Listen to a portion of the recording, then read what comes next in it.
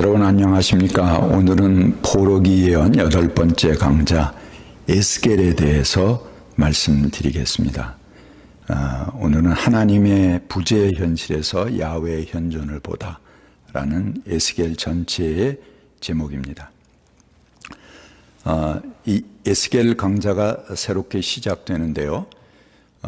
여러분들께서 성서를 공부하면서 좀 지루하게 느끼실 수도 있고, 그 역사적 배경이나 뭐 그 당시 사회에 대해서 뭐 이렇게 꼼꼼하게 공부를 하느냐, 그냥 은혜스러운 말씀을 빨리 해달라, 그렇게 생각할 수도 있습니다. 그러나 이 강좌는 그냥 단순히 은혜 받고 또 재미난 이야기를 하고 여러분들의 가슴이 막 뭉클뭉클해지는 그런 강좌는 아닙니다. 한 사람이 보든 두 사람이 보든 성서를 제대로 이해하고 공부하고 싶은 사람이 보도록 준비하고 진행하는 그런 강좌입니다. 여러분들이 조금 과정은 힘들더라도 이 과정을 잘 따라서 공부하시게 되면은 우리 사회 속에서 계속 말씀하고 계시는 예레미야, 에스겔, 또 이사야, 이런 예언자들이 오늘 우리가 사는 이 한국 사회에 오신다면 어떤 예언을 할까 하는 걸 여러분들이 미루어서 여러분들이 짐작할 수 있고, 또 그 말씀들이 여러분 마음 안에 생생하게 들려올 것입니다. 그런 응용력을 키우기 위해서 우리가 꼼꼼하게 성서의 배경부터 공부해 나가는 것입니다. 끝까지 잘 따라오실 수 있기를 바랍니다. 오늘은 에스겔의 역사적 배경에 대해서 말씀드리겠습니다. 에스겔은 귀족 사제 출신인 부시의 아들입니다. 제사장들의 사고방식, 또 표현 양식, 제사장들의 모든 행동을 잘 알고 있습니다. 그는 주전 593년에 바벨론에서 예언자로 소명을 받았습니다. 그는 결혼했고 아내는 예루살렘이 포위되어 있는 동안 죽었습니다. 에스겔이 태어날 때 유다는 아시리아의 속국이었습니다. 아시리아의 최후 왕이었던 아수르바니팔의 죽음으로 한 세기 이상 전 세계를 공포에 떨게 했던 아시리아는 아무도 애도하지 않는 가운데 역사에서 사라졌습니다. 아시리아는 가장 잔인한 정복 정책을 일삼던 세계 최초의 제국이었고 가장 폭력적인 나라였습니다. 이는 유다를 비롯한 속국들의 민족 해방 운동의 신호탄이 되었습니다. 아시리아가 거꾸러지자 와, 이제 우리가 새롭게 일어날 수 있다라는 희망들이 있었습니다. 아시리아의 수도 니느웨가 멸망한 후에 이집트와 새롭게 창건한 바벨론, 신흥 바벨론이죠. 이들은 이 아시리아의 힘의 공백을 메우기 위해서 움직였습니다. 요시야도 이때 절호의 기회다 이렇게 생각을 하고 독립을 꾀하려 했습니다. 그러나 안타깝게도 요시야는 전사했고 그 뒤를 이은 왕들은 무능하고 우유부단했습니다. 신흥 바벨론이 유다의 첫 번째 원정을 와서 예루살렘을 함락시켰습니다. 그리고 사람들을 포로로 잡아갔습니다. 이것이 주전 597년에 일어난 일입니다. 이때 에스겔은 여호야긴 왕과 함께 바벨론의 포로로 잡혀가게 됩니다. 그들은 바벨론의 그발 강가에 수용되었습니다.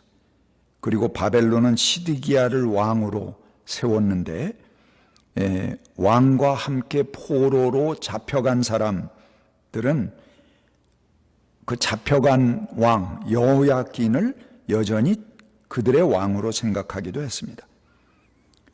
시드기야는 점령한 이후에, 그들을 잡아간 이후에 바벨론이 세운 왕이었기 때문에 적국이 세운 왕에 대해서는 반감을 가지고 있었습니다.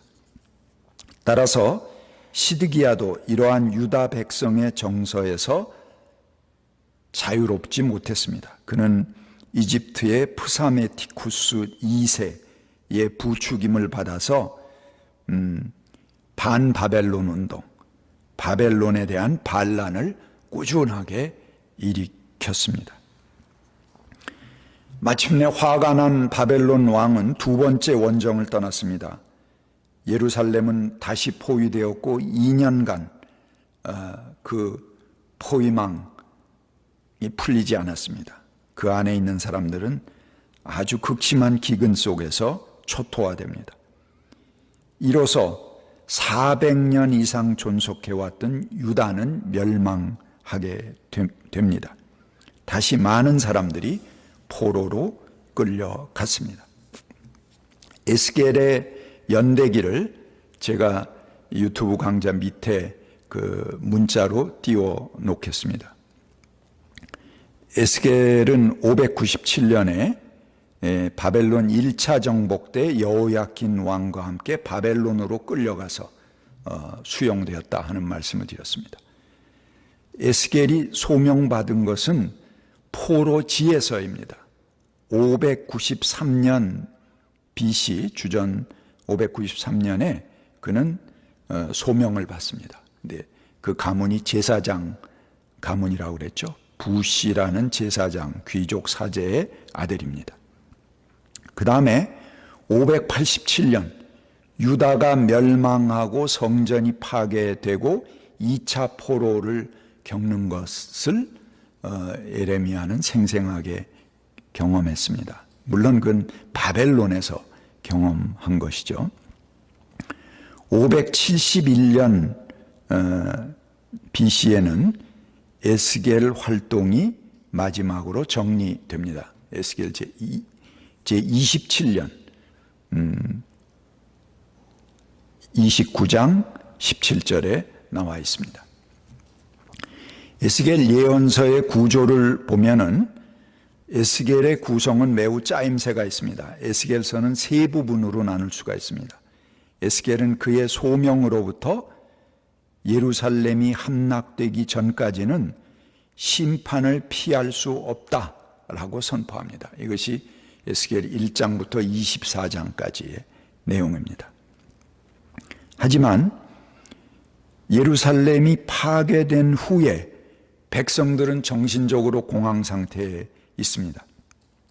그들이 굳게 믿었던 구원의 근거들이 사라졌습니다. 왕, 성전, 도시, 땅, 그들에게 의미 있었던 모든 것들이 사라져 버렸습니다. 이후 예언자의 임무도 달라집니다. 그는 절망에 빠진 사람들을 위로하고 다시 일으켜 세우며 하나님께서 행하시는 새로운 활동에 주목합니다. 하나님께서는 진짜 이스라엘 풀무불에 단련한 것과 같은 새로워진 이스라엘을 재건하신다는 예언이 에스겔 33장부터 48장까지 나옵니다. 일단 1장부터 24장은 심판 예언이고 33장부터 48장까지는 희망, 복구, 새로운 구상에 관한 예언입니다. 그 사이에 낀 25장부터 32장까지는 심판과 구원의 말씀 사이에 이방 민족들을 향한 예언의 말씀이 끼어들어갑니다. 그것이 25장부터 32장까지 말씀입니다. 특히 에스겔 예언에 있어서 40장부터 48장까지는 에스겔이 전적으로 제사장 전통에 부응하는 새 이스라엘의 모습을 펼쳐 보입니다. 새 이스라엘은 성전을 중심으로 이루어지는 거룩한 공동체가 될 것이다.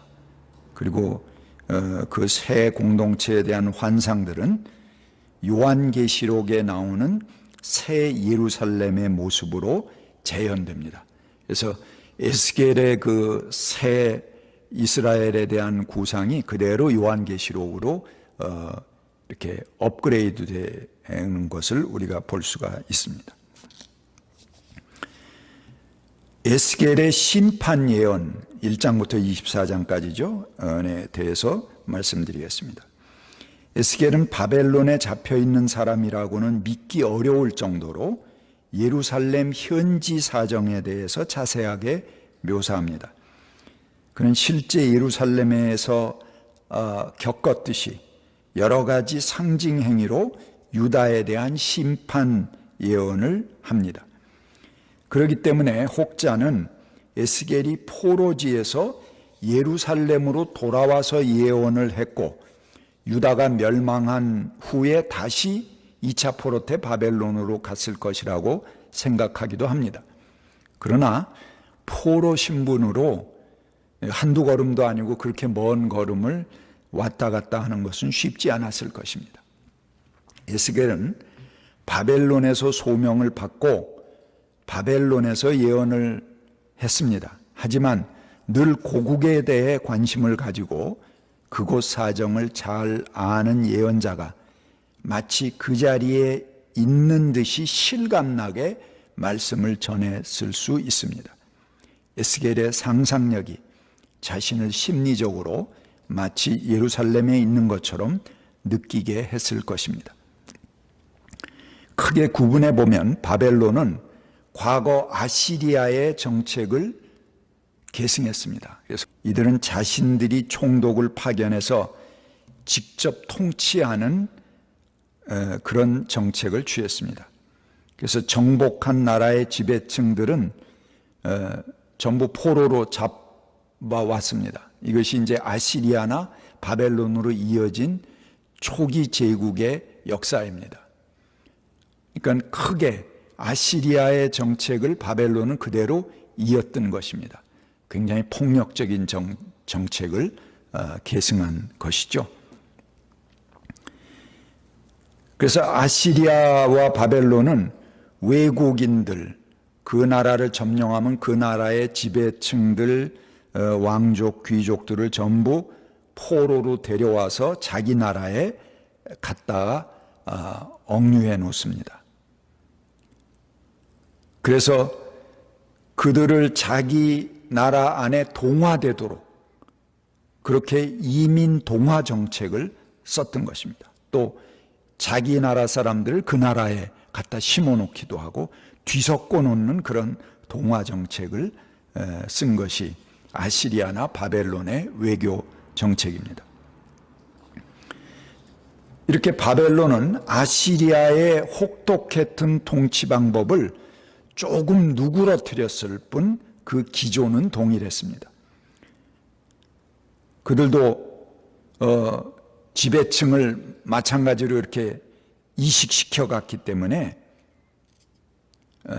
그 지배층들, 각 나라들은 아주 극렬하게 저항을 했고, 하지만 나라가 망한 다음에는 땅에 남아있는 가진 것 없는 백성들을 그 땅에 있던 사람들이 나눠서 그 땅을 차지할 수 있게도 해주는 그런 희망을 갖기도 했습니다. 그것이 에레미야가 가졌던 희망이죠. 오히려 가난한 백성들에게는 기회를 엿볼 수 있는 그런 때이기도 했습니다. 예언자들은 착취자들이 포로로 잡혀간 것을 계기로 옛 평등사회의 법칙들이 되살아나리라는 기대를 하기도 했습니다. 다시 야훼 하나님의 역사가 회복되기를 기다렸던 것이죠. 그러나 백성들의 생각은 딴판이었습니다. 백성들은 생각했습니다. 회개하라고 외치던 예언자의 위협은 지나가 버렸고 그동안 죄도 이미 죽음을 겪고 포로로 잡혀간 사람들을 통해서 청산되었다. 그러니 이제 하나님의 법이니 공동체니 하는 것들은 다 사라져버렸고 아랑곳하지 않는다. 오히려 포로로 잡혀간 사람들이 소유하던 땅이 이제 우리들의 소유가 되었으니 좋아라 하며 그들의 토지를 찾아내서 자기들이 먼저 선점하고 빼앗기 위해서 혈안이 되어 있는 모습을 보입니다. 에스겔 11장 15절에 보면 이렇게 말합니다. 그들은 주님에게서 멀리 떠나 있다. 이 땅은 이제 우리의 소유가 되었다. 에스겔 33장 24절입니다. 사람아, 이스라엘 땅의 저 폐허 더미에 사는 사람들이 이런 말을 하고 있다. 아브라함은 한 개인인데도 이 땅을 차지하였는데 하물며 수가 많은 우리들이야말로 더 말해 무엇하겠느냐. 또 하나님께서 이 땅을 자기들의 소유로 주었다고 말한다. 예. 그러나 하나님의 인내도 한계가 있습니다. 하나님은 역사의 시속게임을 즐기는 분이 아닙니다. 잘못된 역사를 심판하시는 것은 단지 그들이 미워서가 아닙니다. 다시는 그러한 착취와 억압이 발생하지 않도록 철저히 새롭게 하자는 것인데, 아무런 역사의 교훈 없이 지배자들이 차지하던 자리를 이제 다른 사람들이 대체해서 똑같은 일을 반복한다면 하나님께서는 1차 포로로 만족하지 못하고 재차 자기 백성을 징벌할 것이다 라고 에스겔은 예언하고 있는 것입니다. 에스겔의 또 하나의 중요한 내용은 그가 보이는 상징 행위입니다. 에스겔은 상징 행위로 많은 것들을 말합니다. 그는 390일 동안 왼쪽으로만 누워 자고 40일 동안은 오른쪽으로 누워서 잡니다. 이 기괴한 행동은 이스라엘의 죄 또 유다의 죄를 대속하기 위한 그런 행위라고 그는 말합니다. 또 마치 비상식량을 훑듯이 온갖 곡식을 모아서 밥을 지어 극히 소량의 물과 더불어 식사합니다. 전쟁과 포위 상태의 기근을 상징한 것입니다. 또 소똥으로 밥을 만들어 먹기도 합니다. 또 자신의 머리카락과 수염을 잘라 3분의 1씩 나누어서 불에 태우고 칼로 자르고 바람에 날려 보냅니다. 이것은 불과 칼로 죽고 나머지는 포로로 잡혀갈 것이라는 것을 상징하는 행위였습니다. 그는 여행자 차림으로 손으로 벽을 파서 그것을 기어서 통과하며 포로 생활을 예견합니다. 또 떨면서 음식을 먹고 두려움에 쌓여서 물을 마십니다. 그는 아내가 죽었는데도 울지 않습니다. 공포와 차마 울 수도 없는 그런 앞날을 미리 행동으로 보여주는 것이었습니다. 이런 예언자의 상징 행동은 괴팍한 사람으로 보이게 합니다. 하지만 예언자는 자기 안에서 하나님의 말씀이 너무 강렬해서 말로만으로는 전할 수 없기 때문에 에스겔은 상징적인 행위를 통해서 임박한 앞날을 예언하는 것입니다. 보여주는 것입니다. 또한 예언자는 백성들이 지은 죄를 자신이 져야 할 짐으로 생각하기도 했습니다. 이는 백성의 죄를 대신하는 제2 이사야의 고난받는 종의 선구적 개념이기도 한 것입니다. 감사합니다.